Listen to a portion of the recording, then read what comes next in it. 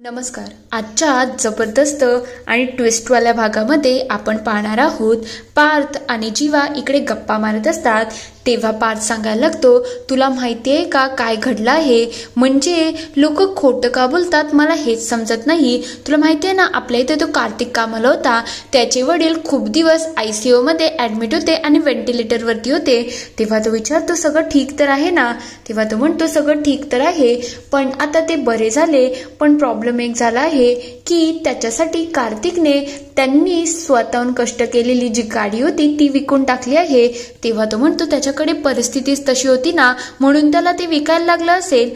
तेव्हा पार्थ म्हणतो, असं नाही रे, त्याला दुसरं काहीतरी हवं असतं तर त्याने ते विकलं असतं तर एक वेळ चाललं सुद्धा असतं. पण त्याने स्वतःच्या वडिलांनी त्याच्यासाठी 10 वर्ष कष्ट करून ती लाल गाडी घेतली होती ती त्याने विकली. म्हणजे असं झालं ना, त्याने आशीर्वादाचा सौदा केला. मग आता त्याचे वडील जिथे कुठे ती गाडी बघतील त्यांना याच गोष्टी आठवण येतील ना, की माझ्या मुलाने माझ्या स्वप्नांचा, माझ्या इच्छांचा सौदा केला आहे. हे ऐकल्यानंतर जीवाला थोडं टेन्शन आलेलं असतं.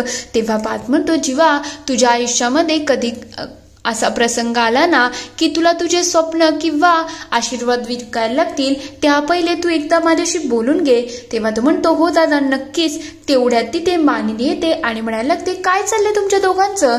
तेव्हा ते म्हणतात, आम्ही तर आई गप्पा मारतोय, आता गप्पाही नाही मारायचं का? तेव्हा ती म्हणते, आज गप्पा मारू नका, तुम्ही नंतर बघा, उद्या आजीचं सगळं आपल्याला करायचं आहे आणि आजीच्या दिवशी आपल्याला सगळं काही नीट करायचं असतं. म्हणून आता जर तुम्ही गप्पा मारत बसला तर पुढच्या गोष्टींना तुम्ही काही मदत करणार नाही. म्हणून चला आता झोपायला निघा.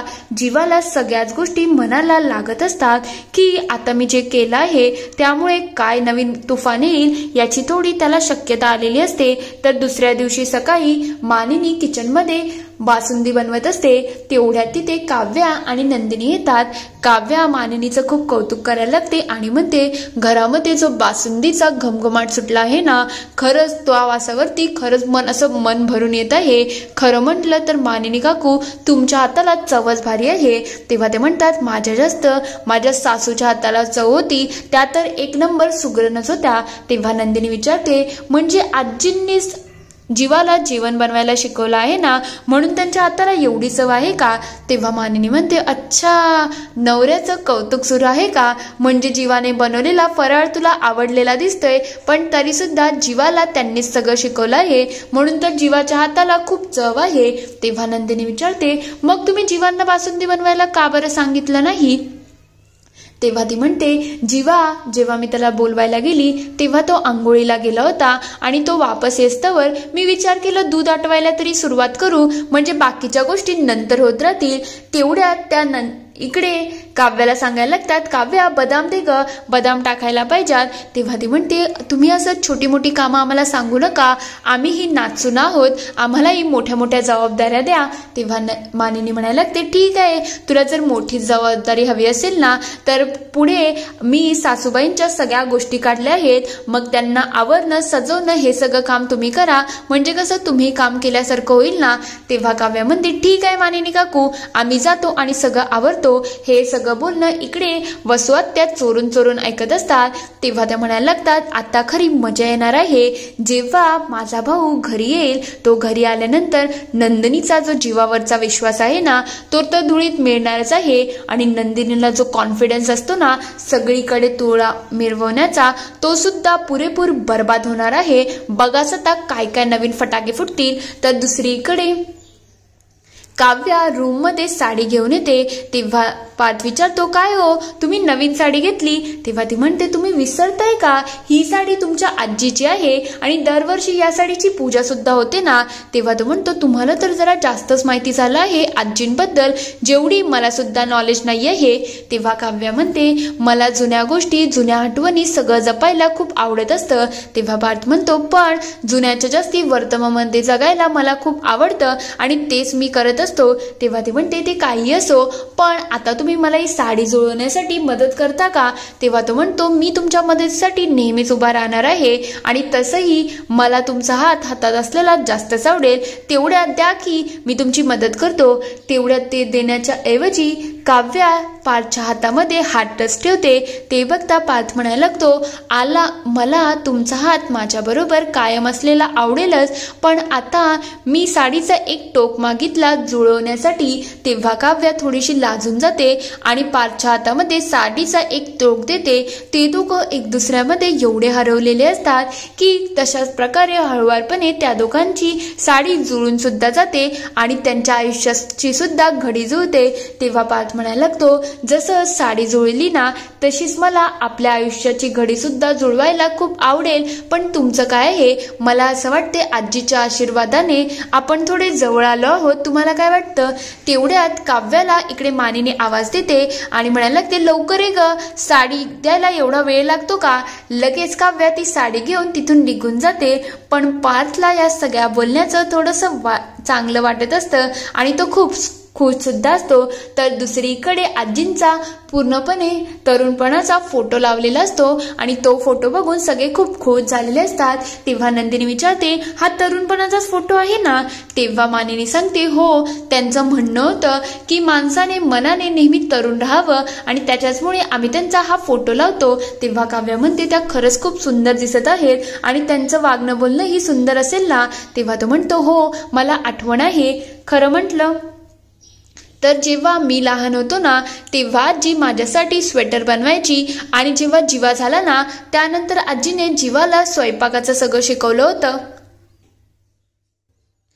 आजीच्या शेवटच्या दिवसांमध्ये आजी आमच्या सगळ्यांची खूप काळजी घेत होती आणि तेव्हाच मला आठवते आजीने त्याला ओल्या नारळाच्या करंज्या सुद्धा शिकवल्या होत्या. हे सगळं होत असताना रम्या आणि वसुआत्या खूप खुश असतात. तेव्हा त्या मनातल्या मनात म्हणतात, जीवाचं जे कौतुक चाललं आहे ना थोडं दादाला येऊ द्या, मग सगळं कौतुक बाहेर निघेल. तेव्हा रम्या म्हणते, आता तर खरी मजा येणार आहे आणि मला बघायचंच आहे की इथे किती धूमधडाके होतात. त्या दोघींना खूप आनंद झालेला असतो. तेवढ्यात ताई लगेच तिथून पानाचा डबा आणून देतात. ते बघता काव्या म्हणतात, म्हणजे आजींना पान खायचा शौक होता का? तेव्हा तो म्हणतो, हो नक्कीच, आजीला जेवणानंतर पान लागायचं म्हणजे लागायचं. तेवढ्यात मानिनी म्हणायला लागते, त्यांना नेहमी सजून सवरून राहायला आवडतं आणि तसंही त्यांचा फेवरेट जीवा होताच ना, मग तुझा हेच तो आजींसाठी गजरा घेऊन यायचा आणि आजींकडून तुझे लाड सुद्धा खूप व्हायचे. खरं म्हटलं जीवा त्यांच्या जीवाभावाचा होता आणि त्याच्याचमुळे त्याचं नाव जीवा सुद्धा ठेवलं होतं. हे सगळं होत असताना जीवाच्या तोंडून शब्दच निघत नसतात, त्याला तर काही सुचत नसतं. तेवढ्यात नंदिनी म्हणायला लागते, सगळं सामान आलं तर आहे पण हार बाकी आहे, आजींचा हार दिसत नाही. तेवढ्यात रम्या म्हणायला लागते, आई कोणता हार ग? तेव्हा वसू म्हणायला लागते, कसं आहे माहिती का, तुला आठवण आहे का आजीला मी सांगितलं होतं की रम्या तुझी मोठी नात आहे, मग तिला तो हार द्यायला पाहिजे. पण आईंचा तर जीवा लाडका होता ना, म्हणून आईने तो हार जीवाला दिला होता तिचा आशीर्वाद म्हणून. तेव्हा जीवा म्हणायला लागतो, जाऊ दे ना, आता एवढ्या सगळ्या वस्तू आहेत, मग हाराची काय गरज आहे? तेव्हा मानिनी म्हणते, असं कसं, हार तर पाहिजेच ना, मग हार तू आणायला जा. तेव्हा लगेच मागून बाबा येतात आणि म्हणायला लागतात, तो हार कुठून आणेल, त्याच्याकडे हार नाहीच आहे. हे ऐकल्यानंतर रम्या आणि वसूच्या चेहऱ्यावरती आनंद आलेला असतो. तेवढ्यात ते म्हणतात, काय रे, आता तरी खरं बोलशील का, सांग हार कुठे आहे? तेव्हा तो काहीच बोलत नसतो. ते बघता तो त्याच्या अंगावरती धावून जातो आणि म्हणायला लागतो, काय आहे, खरं खरं सांग, हार कुठे गेला आहे? तेव्हा वसुआत्या म्हणतात, तो म्हणतोय ना त्याच्याकडे हार आहे, मग तू का त्याच्यावरती ओरडतोय, हार त्याच्याच जवळ असेल. तेव्हा जीवा म्हणतो, हो, हार माझ्याचकडे आहे.